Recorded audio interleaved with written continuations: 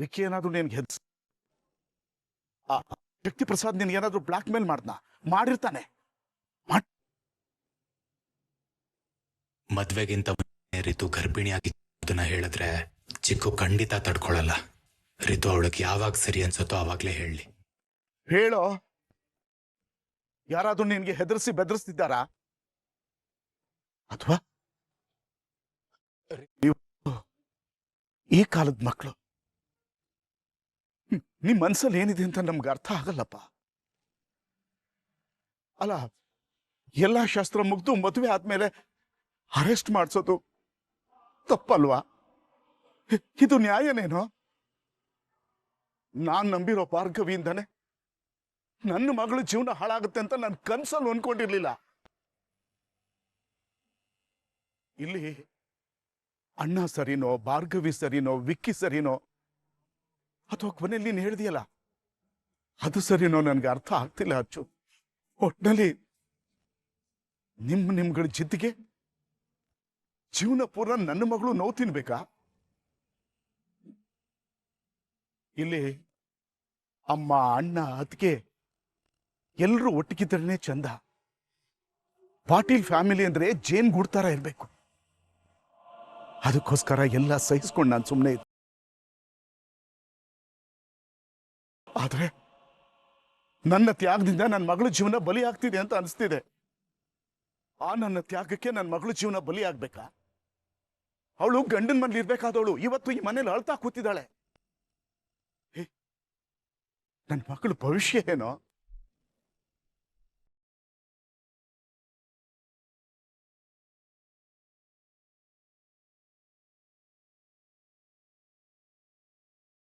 ರಿತು ಖುಷಿಯಾಗಿರ್ಬೇಕು.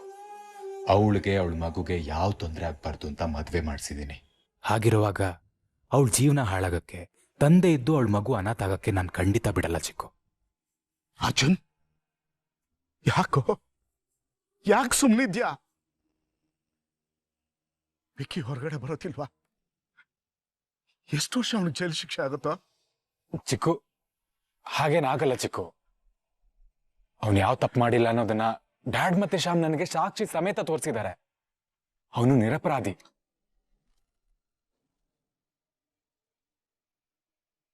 ನಡೆದಿರೋದೆಲ್ಲ ನೋಡ್ತಾ ಇದ್ರೆ ನನಗೆ ನಿನ್ನ ಮಾತಿನ ಮೇಲೆ ನಂಬಿಕೆ ಬರ್ತಿಲ್ಲ. ಏನೇ ಆದ್ರೂ ನಿಮ್ಮ ಚಿತ್ತಿಗೆ ನನ್ನ ಮಗಳನ್ನ ಬಲಿ ಕೊಡ್ಬೇಡ್ರಪ್ಪ. ಚಿಕ್ಕು, ಪ್ಲೀಸ್, ದಯವಿಟ್ಟು ನನ್ನ ಮಗಳನ್ನ ಉಳಿಸ್ಕೊಡಿ ನನಗೆ.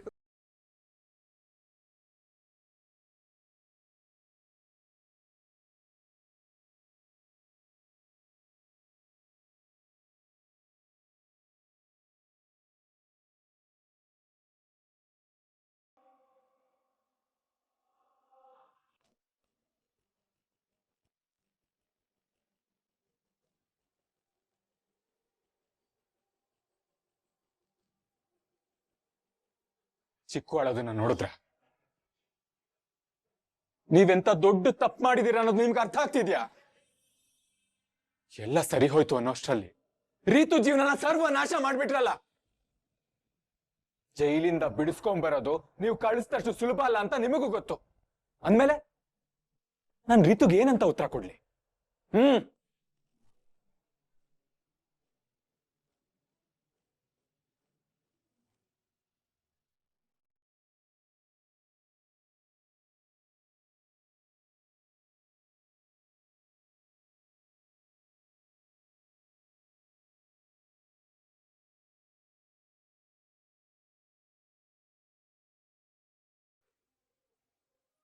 ರಿತು, ನೀನು ಎಷ್ಟು ದುಃಖ ಇದೆಯಾ ಅಂತ ನನಗೆ ಅರ್ಥ ಆಗುತ್ತೆ ಕಂದ.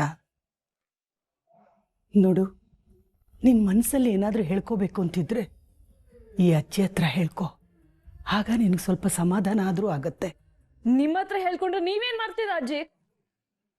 ನನ್ನ ದುಃಖ, ನನ್ನ ಕೋಪ, ನನ್ನ ಸ್ಥಿತಿ ಎಲ್ಲದಕ್ಕೂ ಆ ಭಾರ್ಗವನಿ ಕಾರಣ. ಅವಳಿಂದ ನನ್ನ ಲೈಫ್ ಹಾಳಾಗೋಯ್ತು. ಬೇಡ ಅಂದ್ರೂ ಕೇಳ್ದೆ ಅವಳನ್ನ ಮನೆ ಕೂರ್ಸಿದ್ರಲ್ಲ. ಮಾಡೋದೆಲ್ಲ ಮಾಡಿ ಇವಾಗ ನನ್ನ ಸಮಾಧಾನ ಮಾಡ್ತಿದ್ದೀರಾ?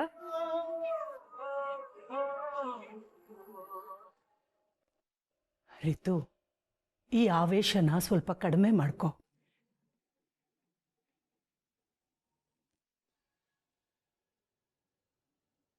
ವಿಕ್ಕಿ ಕೊಲೆ ಮಾಡಿದ್ ನಿಜ. ಅದಕ್ಕೆ ಅವನ್ ಜೈಲ್ಗೆ ಹೋಗಿರೋದು ಸರಿ ಅಲ್ವಾ ಕದ್ದ? ವಿಕ್ಕಿ ಮಾಡಿರೋ ತಪ್ಪಿನ ಬಗ್ಗೆ ಪಶ್ಚಾತ್ತಾಪ ಪಡೋದ್ ಬಿಟ್ಟು ಭಾರ್ಗವಿನ ಬೈತಿದೆಯಲ್ಲ, ಇದು ಸರಿನಾ ಕಂದ? ವಾವ್ ಅಜ್ಜಿ, ವಾವ್. ಇಷ್ಟಾದ್ರೂ ಆ ಭಾರ್ಗವನ ವಹಿಸ್ಕೊಂಡು ಮಾತಾಡ್ತಿದ್ದೀರಲ್ಲ. ಮದ್ವೆ ಆಗಿದ್ದ ದಿನನೇ ತವ್ರ ಮನೆಗ್ ಬಂದ್ ಕೂತಿದ್ದೀನಿ. ನನ್ ಗಂಡ ಅಲ್ಲಿ ಜೈಲಲ್ಲಿ ಇದ್ದಾನೆ. ನಿಮ್ಗೆ ನನ್ ಸ್ವಲ್ಪನೂ ಕಾಳಜಿ ಇಲ್ಲ ಅಲ್ವಾ? ಹೋಗಿ ಹೋಗಿ ನಿಮ್ಮ ಹತ್ರ ಮಾತಾಡ್ತಿದ್ದೀನಲ್ಲ. ಛೇ!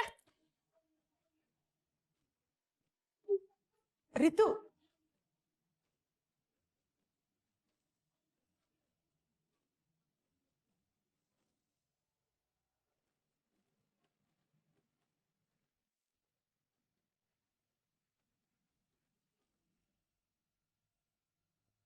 ಭಾರ್ಗವಿ, ನೀನ್ ಹೇಳ್ದಾಗೆ ನಾಡಿ ಹಿಡಿದು ಪರೀಕ್ಷೆ ಮಾಡೋ ಪ್ರಯತ್ನ ಪಟ್ಟೆ. ಆದ್ರೆ ರಿತು ನಾನು ಹಿಡಿಯೋಕ್ಕಿಂತ ಮೊದಲೇ ಎದ್ದು ಹೊರಟೋದ್ಲು. ನೀನ್ ಹೇಳೋ ತರ ರಿತು ಗರ್ಭಿಣಿನೋ ಹೌದೋ ಅಲ್ವೋ ಅನ್ನೋ ಸಂದೇಹ ನನ್ನನ್ನು ಕಾಡ್ತಾ ಇದೆ. ಆದ್ರೆ ಕಂಡು ಹಿಡಿಯಕ್ಕಾಗ್ಲಿಲ್ಲ. ಒಂದ್ಸಲ ಸೋತ್ರೆ ಏನಂತೆ ಅಜ್ಜಿ? ಮುಂದಿನ ಸಲ ಖಂಡಿತವಾಗ್ಲೂ ಸತ್ಯ ಆಚೆ ಬಂದೇ ಬರುತ್ತೆ. ನಮ್ಮ ಮನಸ್ಸಿಗೆ ಸತ್ಯ ಏನು ಅಂತ ಗೊತ್ತಾಗಿದೆ. ಆದ್ರೆ ಈ ಮನೆನೇ ಒಂಥರ ಕಟ್ಕಟೆ ಇದ್ದ ಹಾಗೆ. ಇಲ್ಲಿ ಎಲ್ಲದಕ್ಕೂ ಪ್ರೂಫ್ ಕೊಟ್ಟೇ ಮಾತಾಡ್ಬೇಕು. ಇಲ್ಲ ಅಂದ್ರೆ ಇದನ್ ಯಾರು ನಮ್ಮ ಮಾತನ್ನು ಒಪ್ಪಲ್ಲ.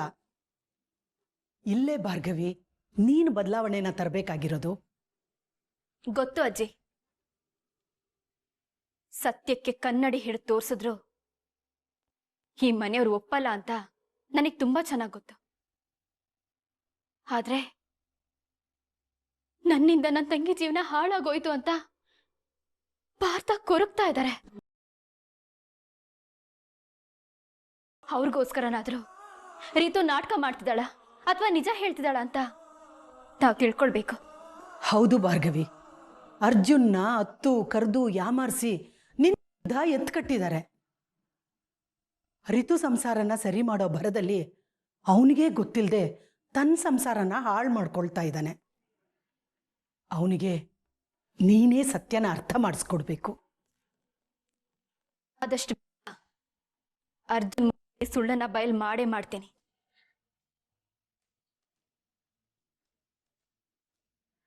ಅಜಯ್, ನಿಮ್ನೊಂದು ಪ್ರಶ್ನೆ ಕೇಳಲ್ಲ? ಏನಮ್ಮ? ಯಾರು ಮಾತ್ರ ನನ್ಗೆಷ್ಟೊಂದು ಸಪೋರ್ಟ್ ಮಾಡ್ತಿದ್ದೀರಾ? ಪ್ರತಿ ಸಲನೂ ಯಾಕೆ ನನ್ನ ಕಾಪಾಡ್ತಿದ್ದೀರಾ? ಈ ಮನೆಯಲ್ಲಿ ನಿನ್ನಿಂದ ಬದಲಾವಣೆ ಶುರು ಆಗುತ್ತೆ ಅಂತ ಹೇಳಿದ್ದೆ ತಾನೆ. ಅದನ್ನ ಅರ್ಧಕ್ಕೆ ಬಿಟ್ಟು ನಿನ್ನನ್ನು ಕಳಿಸ್ಕೊಡಕ್ಕಾಗತ್ತಾ?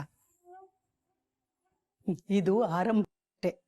ಸೊಸೆ ನೀನು ಈ ಮನೆಯಲ್ಲಿ ನಿರ್ವಹಿಸಬೇಕಾಗಿರೋ ಜವಾಬ್ದಾರಿಗಳು ತುಂಬಾನೇ ಇದೆ. ಈ ಮನೆಗೆ ಸೊಸೆಯಾಗಿ ಬಂದು ಕೆಲ್ಸಕ್ಕೆ ಹೋಗ್ತೀನಿ ಅಂತ ಹೇಳ್ತಿರೋ ಮೊಟ್ಟ ಮೊದಲ ಹೆಣ್ಣು ಮಗಳು ನೀನು. ಎಷ್ಟೇ ಓದಿದ್ರು ಸಂಬಂಧಗಳಿಗೆ ಕಟ್ಟಬಿದ್ದು ನಾವೆಲ್ಲ ನಮ್ಮ ನಿರ್ಧಾರಗಳನ್ನ ಆದ್ರೆ ನೀನು ತಪ್ಪನ್ನ ತಪ್ಪು ಅಂತ ಧೈರ್ಯವಾಗಿ ಜೆಪಿ ಮುಂದೆ ಮಾತಾಡ್ತಿದೀಯ.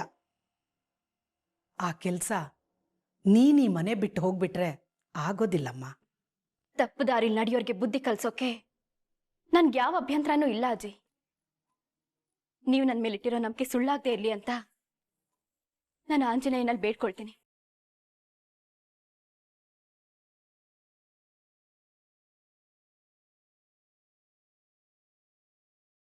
ಅಜಯ್, ನಾನು ನೀವು ತುಂಬಾ ಹೊತ್ತು ಮಾತಾಡಿದ್ರೆ ಇಲ್ಲಿರೋ ಗೋಡೆಗಳಿಗೆಲ್ಲ ಕಿವಿ ಬಂದ್ಬಿಡುತ್ತೆ.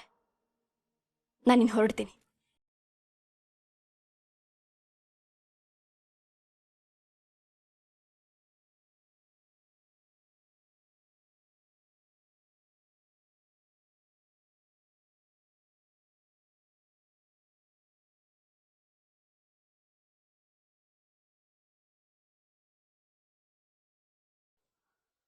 ಮಾವ, ನೀವ್ ಮಾಡಿದ ತಪ್ಪು ಮಾವ. ಮತ್ತಿನ್ನೇನ್ ಮಾಡ್ಬೇಕಿತ್ತು? ಅಲ್ಲ ಮಾವ, ನಿಮ್ ಬೆನ್ ಹಿಂದೆ ಕೇಸ್ ನಡೆಸ್ತಿರೋ ಭಾರ್ಗವಿನ ಆಚೆ ಕಳ್ಸೋದಲ್ವಾ? ಅದನ್ ಬಿಟ್ಟು ಆ ಅಜ್ಜಿ ಏನೋ ಹೇಳಿದ್ರು ಅಂತ ಮನೇಲಿ ಇರೋದಕ್ಕೆ ಪರ್ಮಿಷನ್ ಕೊಟ್ಟಿದ್ದೀರಲ್ಲ, ನೀವ್ ಮಾಡಿದ ತಪ್ಪವ. ವಾವ್, ನನಗೆ ಸರಿ ತಪ್ಪು ಹೇಳೋಷ್ಟು ಧೈರ್ಯ ಬಂತ ನಿನ್ಗೆ? ಇದೆಲ್ಲ ಆಗೋದಕ್ಕೆ ಕಾರಣ ಭಾರ್ಗವಿ ಅಲ್ಲ, ನೀನು.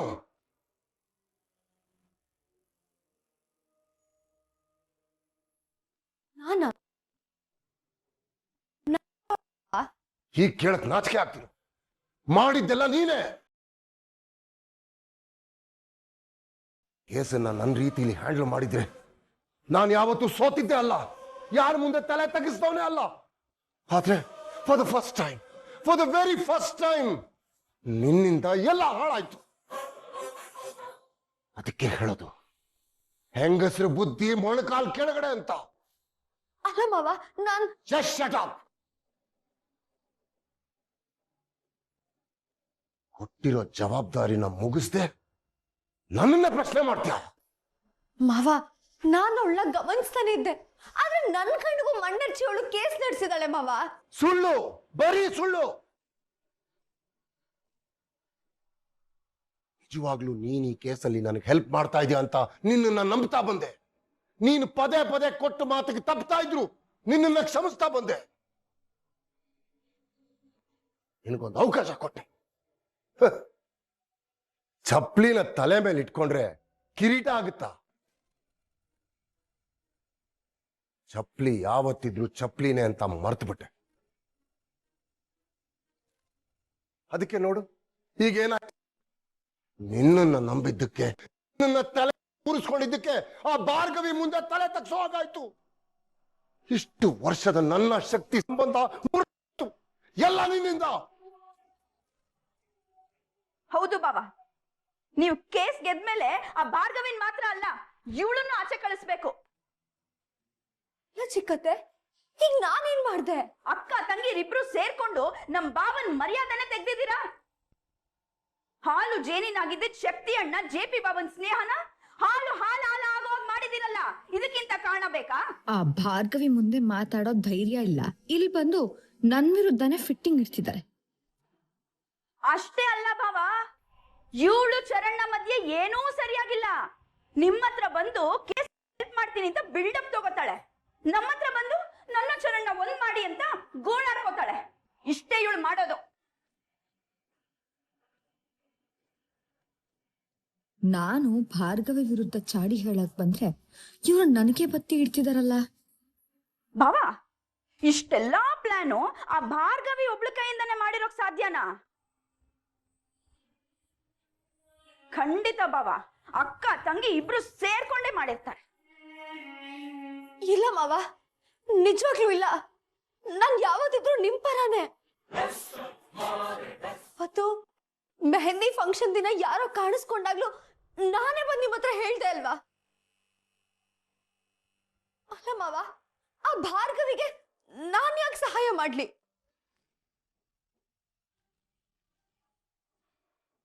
ಈ ಕುತಂತ್ರದಲ್ಲಿ ಭಾರ್ಗವಿಗೆ ಯಾವುದೋ ಕಾರಣದ ಕೈ ಸಹಾಯ ಮಾಡ್ತಿದೆ ಅಂತ ಗೊತ್ತು. ಅದು ನೀನೇನಾ? ಅದು ನೀನೇ ಅಂತ ಗೊತ್ತಾದ್ರೆ ನಿನ್ನನ್ನು ಸುಮ್ಮನೆ ಬಿಡ್ತೀನಿ ಅಂತ ಮಾತ್ರ ಅನ್ಕೊಂಬೇಡ.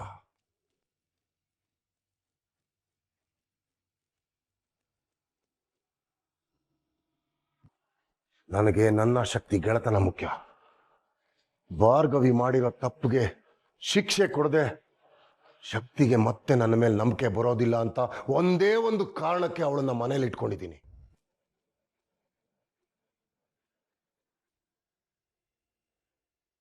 ಅಲ್ಲ ಭಾವ, ನನ್ಗೊಂದು ಡೌಟು, ಇವಳನ್ನ ಯಾಕಿನ್ನು ಮನೇಲಿ ಇರ್ಸ್ಕೊಂಡಿದ್ದೀರಾ ಅಂತ? ಇವಳು ಚರಣ್ ಹೆಂಡತಿ ಕಾರಣಕ್ಕೆ ಮನೇಲಿ ಯಾವ್ದಾರ ಮೂಲೆಯಲ್ಲಿ ಬಿದ್ದಿರು ಅಂತ ಬಿಟ್ಟಿದ್ದೆ.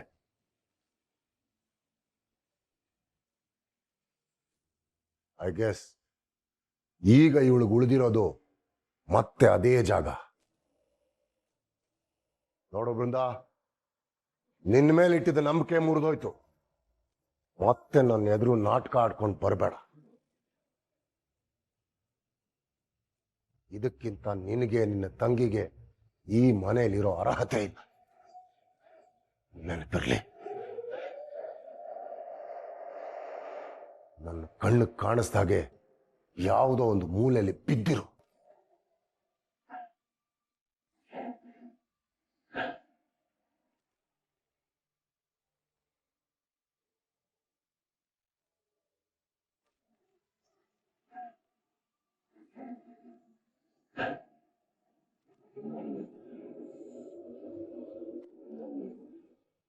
ನೀನು ಇರೋ ಸ್ಥಾನ ಗೊತ್ತಾಯ್ತಲ್ಲ, ಇನ್ನ ಯಾವ ಮುಖ ಇಟ್ಕೊಂಡು ಹೀಗಿದೀಯಾ? ಚರಣ್, ನಿನ್ ಹೆಂಡತಿ ಚರಣ್. ಸಾಧ್ಯ ಇಲ್ದಿರೋ ಮಾತನ್ನ 1000 ಸಾರಿ ಹೇಳ್ಕೊಂಡ್ರು ವೇಸ್ಟೇ. ಬೃಂದಾ, ಇನ್ಮೇಲೆ ಏನಿದ್ರು ನೀನ್ ತ್ರಿಶಂಕು ಸ್ವರ್ಗ ಅಲ್ಲ, ತ್ರಿಶಂಕು ನರಕದಲ್ಲೇ ಇರಬೇಕು. ನನ್ನ ಜೀವನದಲ್ಲಿ ನಿನಗೆ ಹೆಂಡತಿ ಸ್ಥಾನನೂ ಸಿಗಲ್ಲ, ಈ ಮನೇಲಿ ನಿನಗೆ ಸೊಸೆ ಸ್ಥಾನನೂ ಸಿಗಲ್ಲ.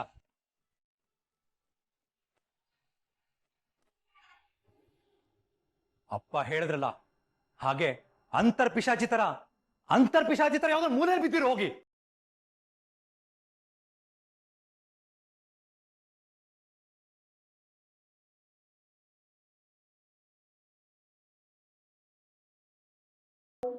ಈ ಮನೇಲೊಂದು ಸ್ಥಾನ ಪಡ್ಕೊಳಕ್ಕೆ ಇಷ್ಟೆಲ್ಲ ಪ್ರಯತ್ನ ಪಟ್ಟು ಮತ್ ಇದೇ ಜಾಗಕ್ಕೆ ಬಂದು ನಿಂತಿದ್ದೀನಿ. ಇವರನ್ನ ನಂಬ್ಕೊಂಡ್ರೆ ನಂಗೆ ಈ ಮನೇಲಿ ಉಳಿಗಾಲ ಇಲ್ಲ. ಏನಾದ್ರೂ ಬೇರೆ ದಾರಿ ಹುಡ್ಕೋಬೇಕು.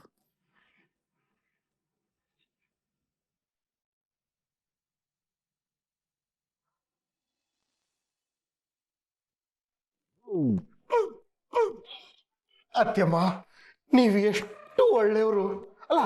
ಈ ಶ್ರೀಮಂತ ಈ ದೊಡ್ಡ ಮನೆ ತುಂಬ ಓಡಾಡಿ ಸುಸ್ತಾಗಿರ್ತಾನೆ ಅಂತ ನನಗೋಸ್ಕರ ಪಪ್ಪಾಯ ಹಣ್ಣು ಕಟ್ ಮಾಡ್ತಾ ಇದ್ರೆ. ಅತ್ಯಮ್ಮ, ನಿಮ್ಮಂತ ಅತ್ತೆ ಪಡೆದಂತ ನಮ್ಮ ಅಕ್ಕನೇ ಬಹಳ ಪುಣ್ಯ ಮಾಡಿದ್ಲು. ನನಗೆ ಜಾಸ್ತಿ ಏನು ಬೇಡ, ಒಂದು ಚಿಕ್ಕ ಬೌಲಲ್ಲಿ ತುಂಬಿಕೊಟ್ರೆ ಸಾಕು. ಆದ್ರೂ ನೀನು ತುಂಬಾ ಬದಲಾಗಿದ್ಯಪ್ಪ. ಅತ್ಯಮ್ಮ, ಬದಲಾವಣೆ ಜಗದ ನಿಯಮ ಅಂತಾರೆ. ಹಾಗೆ ಈಗ ನಾನು ಯಾವುದರಲ್ಲಿ ಬದಲಾವಣೆ ಆಗಿದ್ದೀನಿ ಹೇಳಿ ನೋಡೋಣ. ಅಲ್ಲಿ ನೋಡು. ಎಲ್ಲಿ? ಅಲ್ಲಿ.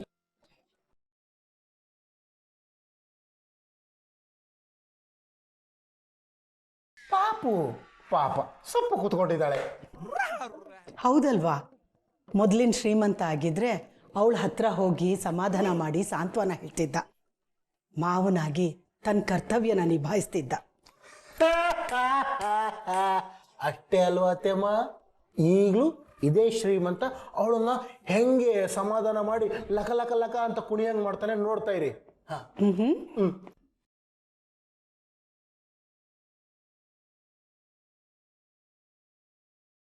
ಋತುಗೆ ಪಪ್ಪಾಯ ಅಂದ್ರೆ ತುಂಬಾ ಇಷ್ಟ. ಹೋಗಿ ಅವಳಿಗೆ ಕೊಡು, ತುಂಬಾ ಖುಷಿ ಆಗ್ತಾಳೆ. ಈಗ ನೋಡಿ,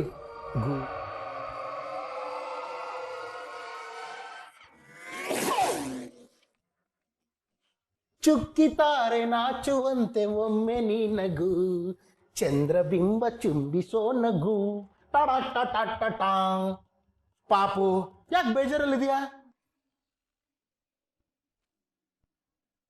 ಆಗಿರೋದನ್ನ ನೆನ್ಸ್ಕೊಂಡು ಬೇಜಾರಾಗ್ದೆ ಇನ್ನೇನ್ ಮಾಡ್ಲಿ ಮಾವ?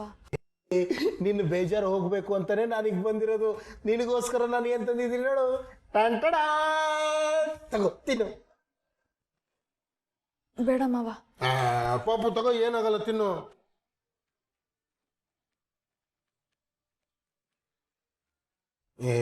ಏನ್ ಪಾಪು, ನೀನು ಮನಸ್ಸಿಗೆ ಬೇಜಾರಾಗಿರೋದನ್ನ ಊಟ ತಿಂಡಿ ಮೇಲೆಲ್ಲ ತೋರಿಸ್ಬಾರ್ದು. ಅದು ಅಲ್ಲದೆ ನೀನು ಊಟ ಬೇರೆ ಮಾಡಿಲ್ಲ, ಇದನ್ನ ತಿಂದ್ರೆ ಶಕ್ತಿ ಬರುತ್ತೆ. ತಗೋ ತಿನ್ನು, ತಿನ್ನು. ಹಾ, ಅದು ಹೆಂಗ್ ಗೊತ್ತಾ, ಹಿಂಗ್ ಚುಚ್ಕೊಂಡು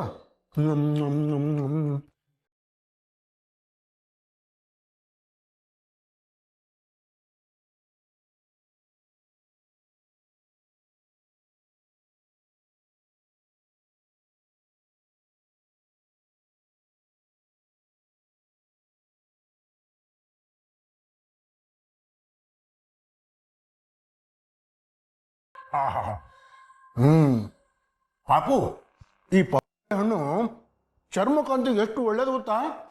ನಾನು ಕೂಡ ಈ ಪಪ್ಪಾಯ ಹಣ್ಣು ತಿಂದು ತಿಂದು ತಿನ್ನು ಹೆಂಗೆ ಪಳ ಅಂತ ಹೊಳಿತಿದ್ದೀನಿ ನೋಡು. ಹಿಂಗೆ ಪಳ ಅಂತ ಹೊಳಿಬೇಕು. ತಿನ್ನು. ಅಷ್ಟೇ ಅಲ್ಲ, ಈ ಪಪ್ಪಾಯ ಹಣ್ಣಿಂದ ಹೊಟ್ಟೆ ಹೃದಯಕ್ಕೆ ತುಂಬಾ ಒಳ್ಳೇದು. ನಮ್ಮೂರ ಕಡೆಗೆ ಇದಕ್ಕೆ ಸ್ವಲ್ಪ ಉಷ್ಣ ಅಂತ ಕರೀತಾರೆ. ಈ ಗರ್ಭಿಣಿಯರು ಮಾತ್ರ ತಿನ್ನಬಾರ್ದು ಅಂತಾನು ಹೇಳ್ತಾರೆ.